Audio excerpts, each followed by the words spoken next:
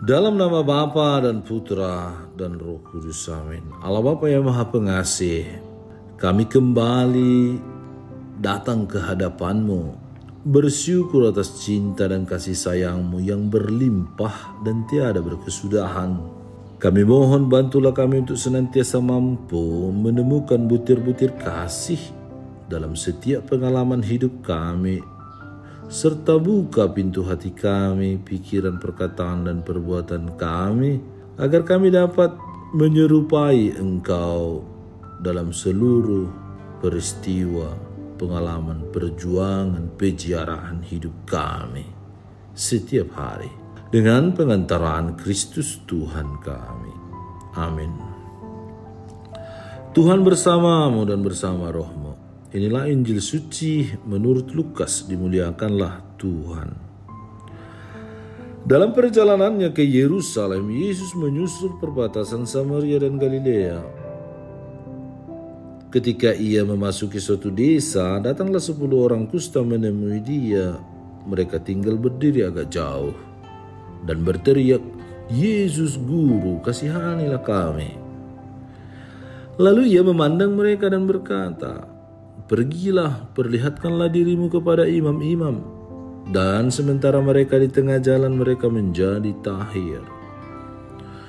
Seorang dari mereka ketika melihat bahwa ia telah sembuh, kembali sambil memuliakan Allah dengan suara nyaring, lalu tersungkur di depan kaki Yesus dan mengucap syukur kepadanya.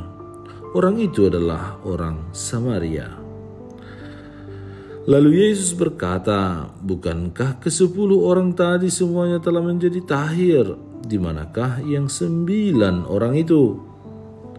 Tidak adakah di antara mereka yang kembali untuk memuliakan Allah selain daripada orang asing ini?" Lalu ia berkata kepada orang itu, "Berdirilah dan pergilah, imanmu telah menyelamatkan engkau." Demikianlah sabda Tuhan, terpujilah Kristus. Umat Tuhan yang terkasih, bacaan minggu ini mengajak kita merenungkan syukur sebagai wujud iman. Dalam bacaan pertama, Naaman, seorang panglima perang Aram, disembuhkan dari penyakit kusta setelah mandi di sungai Yordan sesuai perintah Nabi Elisa. Menariknya, yang pertama ia lakukan setelah sembuh adalah mengakui Allah Israel sebagai satu-satunya Allah yang hidup. Pengalaman kesembuhan mengubah hatinya dan ia menanggapi rahmat itu dengan iman dan syukur.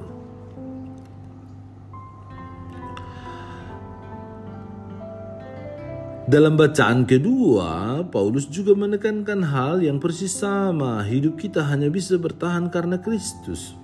Ia menulis dengan penuh keyakinan bahwa jika kita mati dengan Dia, kita pun akan hidup dengan Dia. Jika kita bertekun, kita pun akan ikut memerintah bersama Dia. Paulus menegaskan bahwa kesetiaan Allah tidak akan pernah berubah sekalipun manusia sering jatuh. Artinya, iman yang sejati adalah kesetiaan dalam syukur. Berani menerima penderitaan dengan sabar karena kita percaya Tuhan tidak pernah mau meninggalkan kita.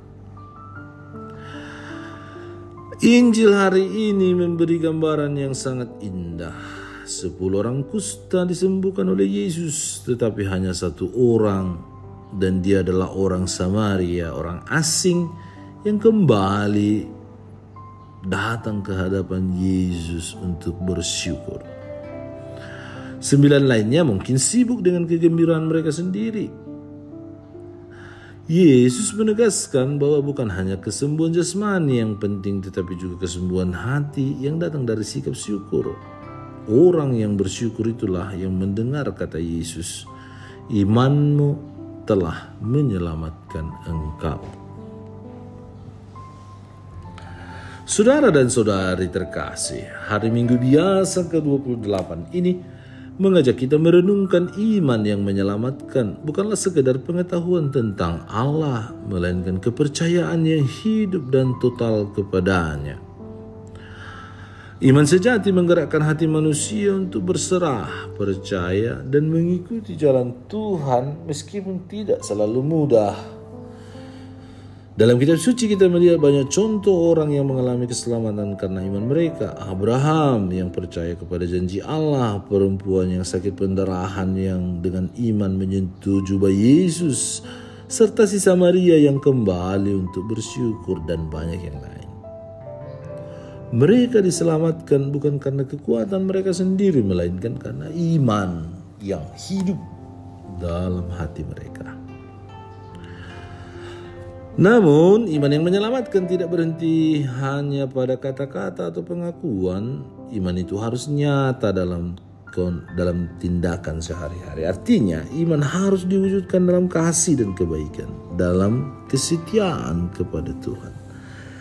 Jika kita percaya kepada Allah tetapi hidup kita tidak mencerminkan kasih-Nya, maka iman kita belum menjadi iman yang menyelamatkan. Iman tanpa perbuatan adalah kesia-siaan. Iman tanpa perbuatan adalah mati. Iman yang menyelamatkan juga selalu disertai dengan sikap rendah hati serta memiliki rasa syukur yang terus-menerus menyadari kebaikan dan kasih Tuhan lewat sesama. Orang yang beriman sejati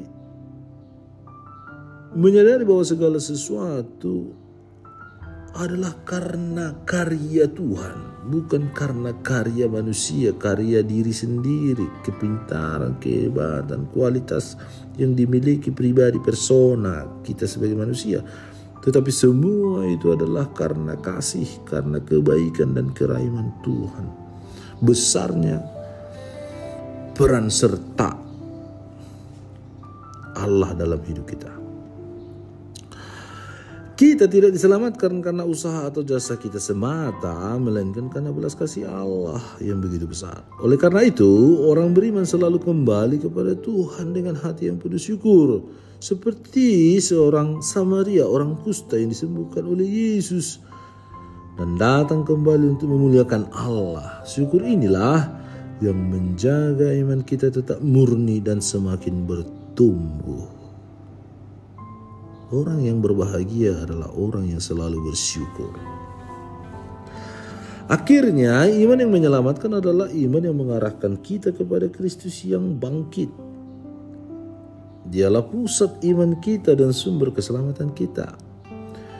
Jika kita mau berjalan bersamanya, memikul salib setiap hari dan setia hingga akhir, maka iman kita akan berbuah dalam kehidupan saat ini dan kelak ketika kita berakhir.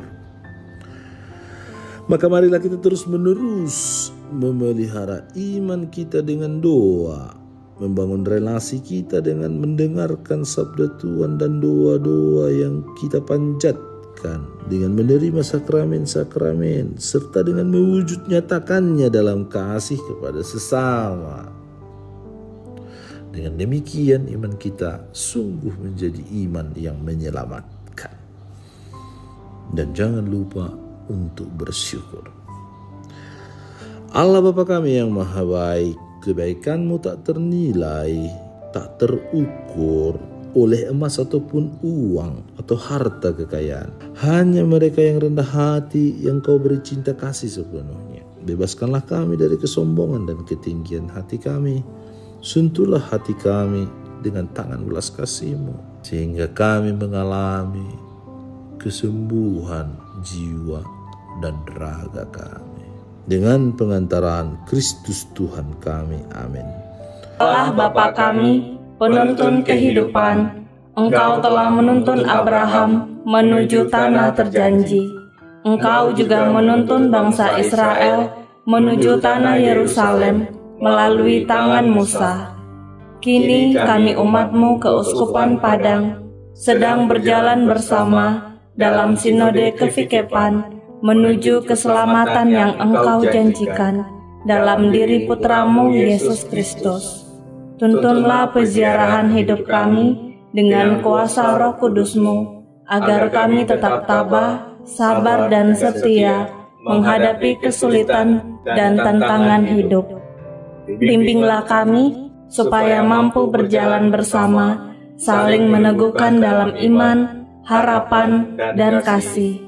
Bunda Maria, doakanlah kami putra-putrimu sepanjang sinode kefikepan ini berlangsung. Ya Bapa, Engkau kami sembah dan muliakan, kini dan sepanjang masa. Amin. Tuhan bersamamu dan bersama rohmu. Semoga saudara sekalian dilindungi, dibimbing, dan diberkati oleh Allah yang Maha Kuasa, Bapa dan Putra dan Roh Kudus. Amin.